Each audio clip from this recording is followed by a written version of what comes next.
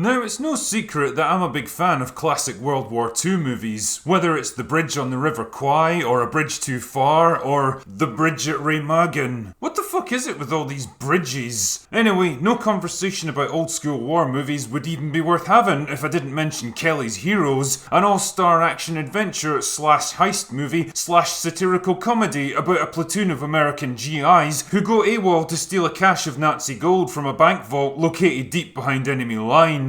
It's a bit like Army of the Dead, if Army of the Dead had German soldiers instead of zombies, and it was actually fucking good. The movie begins in the dying months of World War II. The Allies have invaded Western Europe and they're slowly grinding their way towards Berlin, hampered by bad weather and stubborn German resistance. During a mission to capture an enemy village, an American private named Kelly happens upon a German officer with bars of gold hidden inside his briefcase. Whatever could this mean? After getting him drunk, which I have to admit is usually the best way to get information out of people, Kelly learns that hundreds more bars have been stashed away and basically left unguarded in a bank vault in the village of Clermont. An enterprising man like Kelly could probably get there, steal the gold before the US Army arrives, and live a life of luxury after the war. The only problem is that it's located 30 miles behind enemy lines. Clearly he's not going to be able to fight his way there and uncover the gold all by himself, so he's gonna need some help. For this, he enlists the reluctant help of Big Joe and Crap Game, two men who can supply him with the manpower and the hardware he needs to make his plan work. The ensemble's rounded out by Oddball, a tank commander who's on hand to provide some heavy firepower if they need it. And believe me, it's not long before they do. As the group presses deeper into enemy territory, they encounter various obstacles along the way, like minefields, German tanks, and even their own air force, who mistake them for enemy troops and fucking blow up the only bridge in the area. The closer they get to their objective, the more people have to be pulled into their plan, until eventually they end up with a small army behind them, all motivated by the prospect of getting their hands on some German gold. Unfortunately, by the time they reach the village, they find that it's no longer unprotected. Instead, an entire German tank squadron is taking up residence there, more or less unaware of the treasure that they're protecting. And the finale sees Kelly and the others make a last-ditch effort to break through the German defenders and complete their mission before the rest of the US Army arrives. World War II movies weren't exactly in short supply when this film was made. In fact, along with westerns and alien invasion movies, they'd pretty much dominated the previous 2 decades of cinema. But the thing that sets Kelly's Heroes apart is the element of tongue-in-cheek humour that runs through its script. It isn't trying to be some earnest, glorified depiction of the war, with patriotic heroes sacrificing everything for God and country. Instead, it's basically a light-hearted heist movie about a ragtag group of losers and nobodies who are out to get a little something for themselves and have to overcome lots of obstacles to make it happen. Yeah, they can definitely fight and they're clearly not afraid to do it, but make no mistake, these men definitely aren't gung-ho heroes. They're tired and demoralised after months of hard fighting, and by the time the movie picks up, the American advance is slowed to a crawl. Even Kelly himself is kind of cynical and disenchanted with the war effort after being scapegoated and demoted for a failed assault, and it's only when his plan comes together that everyone around him is spurred into action.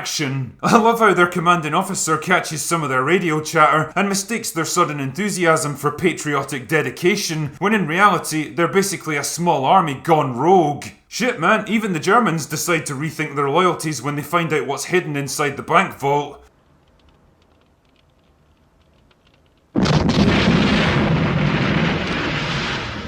And I have to say, the scene where Kelly and the others walk towards the Panzer tank like it's a showdown at high noon is a neat little nod to Eastwood's career in westerns. All of this stuff is dressed up in a humorous veneer, but the movie's actually making a pretty interesting point about human nature and personal gain being the one thing that unifies us all, regardless of the flag that we fight for. Take away the uniforms and the men in this film are just regular people like you and me, worn down by a war that's already been decided and just trying to make it out the other side in one piece.